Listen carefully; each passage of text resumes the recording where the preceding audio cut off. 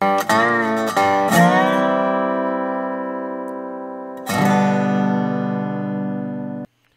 morning, everybody, and welcome back to Coffee with Craig, where we talk about all things firearms, firearms policy, politics, culture, media, you name it. We're talking about right here on Coffee with Craig. So please take a moment, like and share the program so that your friends can know exactly what you're up to right about now. Anyway, also want to encourage you, if you haven't already done so, please make sure to subscribe to our YouTube channel and follow us on Facebook. And if you want to get the alerts as soon as we go live, well, then you got to make sure to click the notification button in both cases. Also, want to encourage you, please take a moment, visit fpcgear.com. That's fpcgear.com. It is a very, very cool place to go and find all sorts of Pro 2A swag, and know that every penny that you spend goes right back into the fight for our right to keep and bear arms. So you can support Second Amendment, and you can look good doing it. That's fpcgear.com. Now, one of the things I do in this job is I deal a lot with the media. And, you know, a lot of people say, well, Craig, why would you address the mainstream media? Because a lot of groups don't. You know, for example, the NRA doesn't do a whole lot of stuff, respond to a whole lot of inquiries from the mainstream media. And that's because they're largely concerned, well, you know, they don't want their perspective to be perverted or told wrong. And they're just afraid of being misrepresented. And in my case, I can honestly say that for the most part, I've never been, well, let me clarify, with two exceptions, only two exceptions in mainstream media have I ever been misrepresented. One of them was, I believe, intentional. The other one was a misrepresentation, which, by the way, the reporter, in fact, corrected. But for the most part, I've never been misrepresented. I may not have been fairly represented in that, you know, normally the entire article is all anti-gun, anti-gun, anti-gun, anti-gun. And, oh, by the way, hey, we talked to this one pro-gun guy, and I'll get one quote in there. But, you know, I do it largely because I want people to know that there are groups out there other than the NRA that actually do advocate on behalf of the Second Amendment, can speak intelligently to it. And while I know that that one specific small quote may not be enough to really sway people, I do know that for people who are looking for the truth, it will cause them to inquire and look into who FPC is, and who I am, and you know, they generally tend to join our audience. So that's why that's an important thing. Well, there was a guy who works for Johns Hopkins University. His name is John Vernick. He is a professor at Johns Hopkins University, Bloomberg School of Public Health, and he's also the co-director of the Johns Hopkins Center for Gun Policy and Research. All right, this is once again, the Bloomberg. So we all know that this is an anti-gun research entity, right? We all know that their goal and what they want to do is they want to find a way to ban guns, and they're going to pervert whatever research they have. They're going to research why we need to ban guns, right? So recently, anyway, this guy decided he was going to write an article. And in this article, he wanted to talk about, it was actually supposed to be to reporters. He's trying to write to reporters and tell reporters, hey, these are 6 tips, 6 things that you need to consider or that you need to keep in mind when you are reporting on firearms policy. Now, the interesting thing about this particular piece is that his 6 tips are good tips, but not for the reasons that he thinks that they are good tips. And this is one of the interesting. So what I want to do, I wanted to go through those 6 tips and share with you kind of what I believe they were pushing, but then why, in fact, it is still, if you're dealing with truly honest and open reporting, objective reporting, why I believe these are good tips. So let's get into these tips real quick. All right, let's start with tip number 1. All right. All right. So tip 1, when reporting on the result of public opinion poll about gun policy, focus on the specific phrasing of the questions.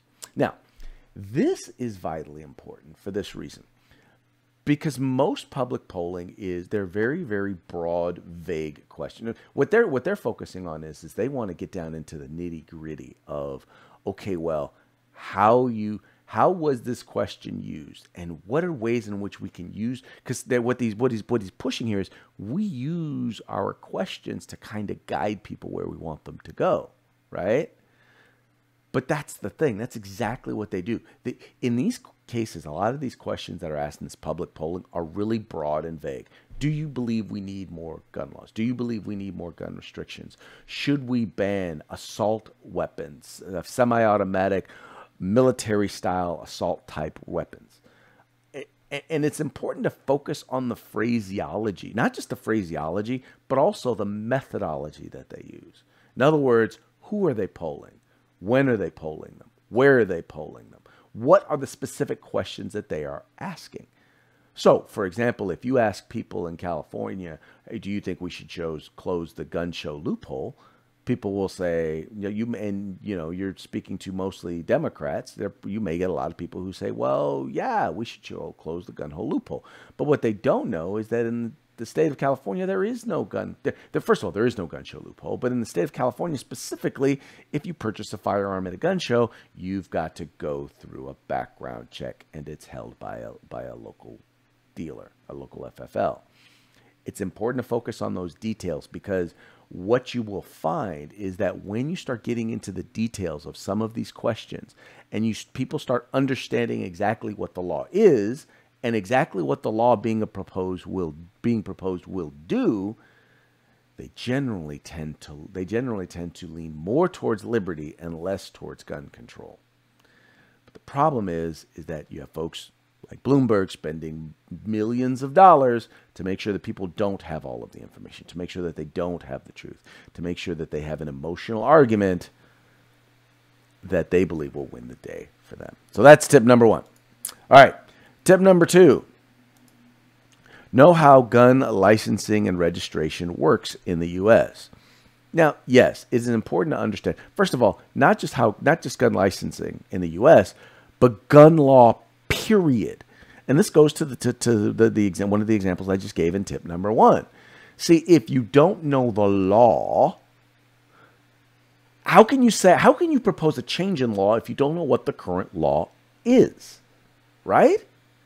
I mean, if you don't know that there's not a gun show loophole, if you don't know, for example, that there's already background checks, even if you purchase from a private individual, for example, in the state of California. Yeah, by the way, you shouldn't just know the gun laws and registration. You shouldn't just know all of that from the U.S. level. You need to know it for the place in which you're reporting from. Right? It's not enough to just know what U.S. gun law is. It's also vitally important that you report on what it is in the state where you are at. Because otherwise you give a misconception to people. Right? You give a misconception to people. Like, a lot of people don't understand that when they look at some of the mass shootings, right? Like one of the most recent ones that took place in Poway.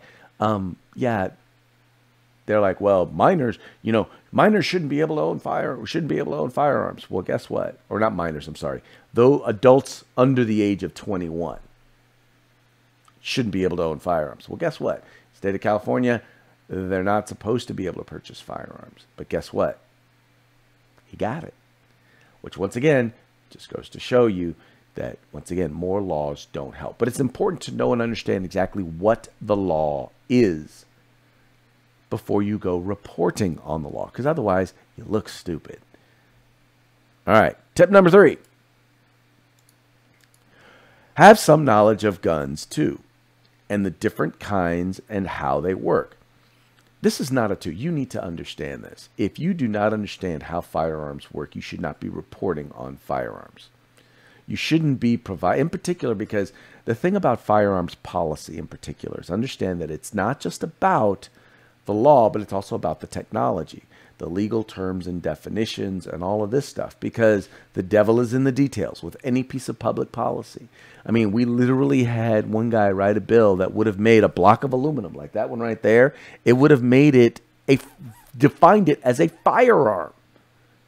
That's why details matter, right? When you start talking about, for example, a lot of these bills that are out there that are banning bump stocks, the way in which the bills are written, they ban everything from rubber bands to aftermarket trigger groups, whatever.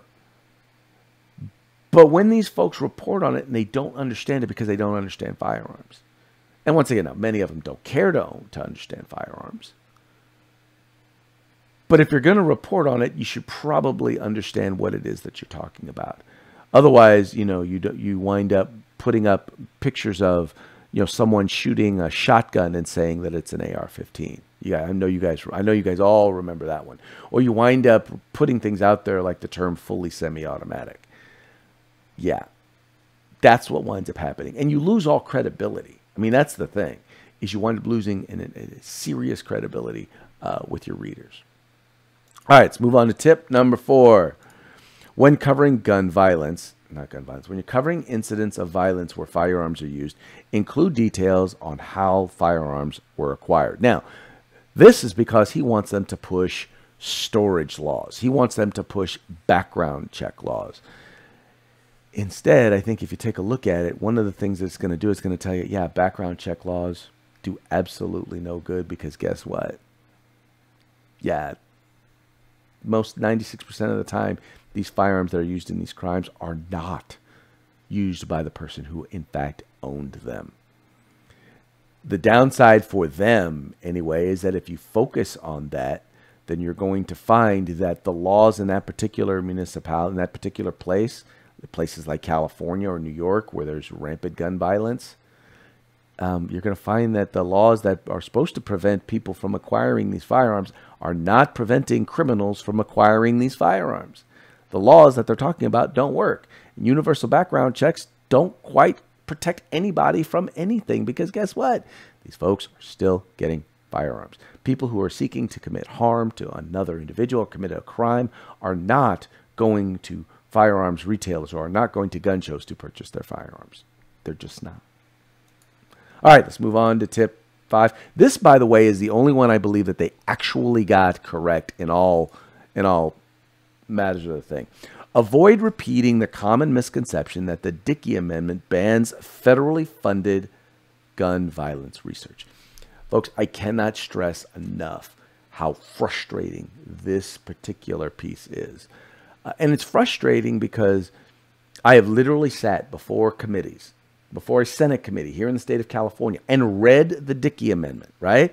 It says, provided further that none of the funds made available for injury prevention and control at the Center for Disease Control and Prevention may be used to advocate or promote gun control. That's it. That is the Dickey Amendment in total. And all it says is you can't advocate for gun control. That's it. Now, he's telling them because he realizes that they look stupid when they say that, yeah, no, you're not allowed to do federal gun violence. You're not allowed to do CDC can't do can't study gun violence or firearms. He knows it's a bunch of hooey, right? Those reporters know it's a bunch of hooey, or he knows that it's a bunch of hooey. But they go and they report it anyway. They go and report it like it is fact. So this is the one where they got right. And he realizes that for anybody who can read, it makes them look stupid. All right, and tip number 6. Avoid false equivalence. Now, what he was pointing to is this. He's like, when you're dealing with people who do research, he's like, we shouldn't, no, there's no reason to go. His whole point is, don't go to gun rights groups and get a quote from them and talk to them about these research studies that come out, right? He's saying, why would you go to someone who doesn't do research and study, doesn't do research, a non-research individual, to talk about a research study? Well, here's the reason why. Because most of these people who are studying this, they're medical doctors, right? Medical doctors do not study necessarily human behavior. They study the human body. They do not study the human behavior. They're not behavioralists. They're not social scientists. They're not economists. They are no more prepared to do research and polling on individual behavior than you or I are. In fact, they're coming at it from a biased standpoint because most of these medical professionals are coming at it from a perspective of they're trying to treat it like a disease, right? And they're trying to say, well, they're trying to treat you and I, our gun ownership, as a disease. And so they want to prevent it. They want to prevent us from owning firearms because they believe that in the end that will stop gun violence. But guess what? Criminals don't follow the law. So you pass laws, criminals disobey the law. Anyway, so my point is that research done by people who are, number one, not behavioralists, not really designed to study human behavior like this, number one. And number two, who are biased in their research and won't admit that they're in fact biased. They will not admit that their goal is to ban guns. They flat out won't admit it, although all of their presumptions and all of their research point to that very fact. But so my whole thing is yet don't provide false equivalencies. Don't support false equivalencies, right? Another false equivalency, and that's what kind of goes with the quote here, is, you know, I'm sorry, but we have to be very, very careful about, there is a balancing act between liberty and justice. I mean, liberty and freedom. Liberty and freedom. I'm just messing this up. There's a balance between liberty and security. And we have to be vitally careful, because if we ever allow that balance to be upset, it ought to always be in favor of liberty. It has to be in favor of liberty, because once we give up liberty in the name of getting some sort of a perceived security, as Benjamin Franklin says, we will wind up losing both. Anyway, folks, I hope you guys enjoyed that. That's going to be it for today's Coffee with Craig. I very much appreciate you guys tuning in. I appreciate you liking and sharing this program and telling your friends about the Firearms Policy Coalition. We are the home in the fight for civil rights. Got to use them or you're going to lose them. You guys take care. If you like our videos, follow, subscribe, like, and share.